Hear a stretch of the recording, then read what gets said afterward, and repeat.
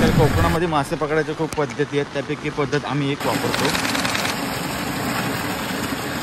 नमस्कार मंडळी, स्वागत आहे माझ्या यूट्यूब चॅनलमध्ये. तर सकाळचे वाजले 7. आता तोंडावरून वाटत असून मी झोपून उठलो आहे. हां, तर विषय असा आहे की आता आपल्या मागे दिसतं शेत. तर त्या शेतामध्ये चटणीचे मासे चढले आहेत. कोकणामध्ये मासे पकडायचा खूप प्रकार आहेत. त्यामधलं एक आम्ही मासे पकडतो म्हणजे आमच्या इथं हा पाईप आहे. मी दाखवतो. आता तुम्हाला तो पाईप दिसत असेल त्या साईडला. तर काय होतं, आमच्या त्या साईडला एक वहाळ आहे. त्या वहाळातून मासे चढणीचे इकडून असे वरती येतात या पाईपातून आणि तिकडे वरती जातात.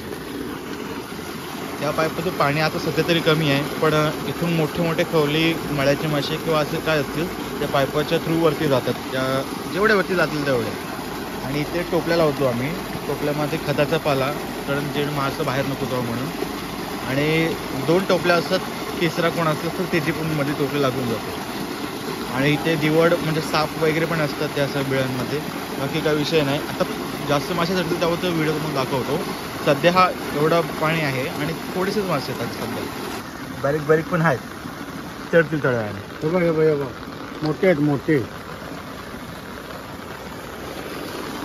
त्यावेळी मे महिन्यातच चढणीचे मासे चढणार आहेत.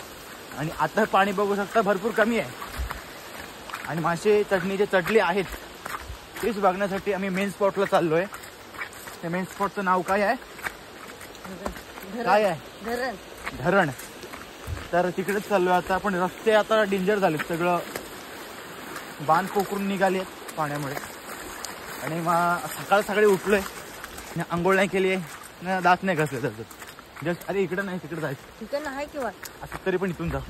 पर्या बघत जाऊ. तुझ्या गावात काठी लागली. तुझं नाव सांग. गुरुराज महेश सुतार, राहणार पिंपळी बुद्रुक, चिपळूण.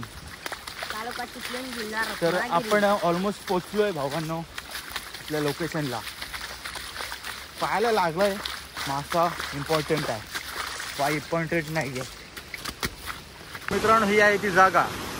तिकडनं मासे येतात इकडून, इथून वरती आणि इकडून आमच्या गावामध्ये जात आहे.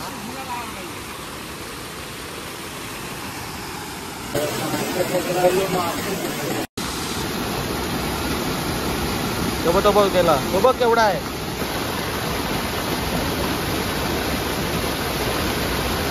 हे काय पाऊस पडू दे जोरात, मासा चढलेत खरं, पण टोपली आपली तर लावायला जागाच नाही ना. पडलो बांधावर जायला एकट्याला जागा. ते महिन्याच्या नंतर अरे कुत्र्या पाडू नको त्याला. छत्री सोड. शेपूट फोडून दाखव आपण किती किलोचा मासा पकडलाय तो. शेपूट सोडला पाहून व्हिडिओ पुरता मासा गावला आणि सोडून दिला. काय बोलायचं, छत्री पकड. काय करायचं, आपण जाऊया कुठून ह्या टप्प्यातून जाऊ.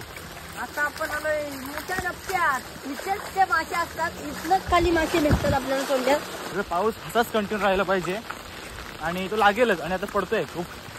तर संध्याकाळी तो ब्लॉग येईल. आणि हे मागे शेत बघताय, छत्री वगैरे शेत इकडे पूर्ण मासे येतात, कारण बाजूलाच आपल्या पर्याय आहे. पर्यायाच्या वरतून पाणी जातं टोटली.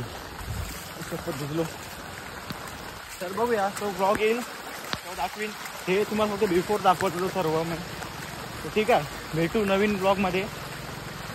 धन्यवाद. चॅनलवर नवीन असाल तर सबस्क्राईब करा, कारण मी नवीन व्हिडिओ बनवतोय. मला व्हिडिओ कसा बनवतात, ब्लॉग कसा बनवतात त्याचं काहीच आयडिया नाही आहे. बट एक पाऊल उचलले की बनवूया. फोन आहे, क्वालिटी आहे.